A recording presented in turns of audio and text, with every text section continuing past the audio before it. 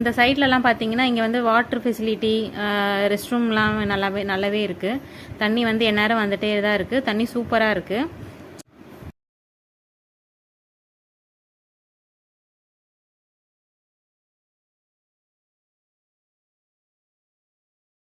நாங்கள் அப்படியே பொறுமையாக கிளம்ப ஆரம்பித்தோம்.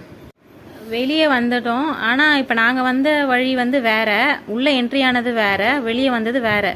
இந்த வழியில் பார்த்தீங்கன்னா அதாவது கோவிலை சுற்றிட்டு போகிற மாதிரி இருக்குது.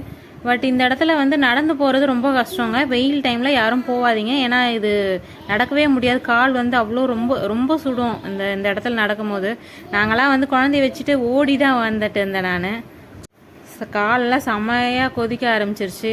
குழந்தைய தூக்கிட்டு நல்லா ஓட ஆரம்பிச்சிட்டேன். அப்புறம் எப்படியோ ஒரு வழியாக செப்பல் எந்த இடத்துல வச்சோன்னு சொல்லிட்டு அந்த இடத்துக்கு வந்துட்டோம். வந்து கிளம்பி வெளியே வந்ததுமே என் பசங்க வந்து எதை பார்த்தாலுமே ரொம்ப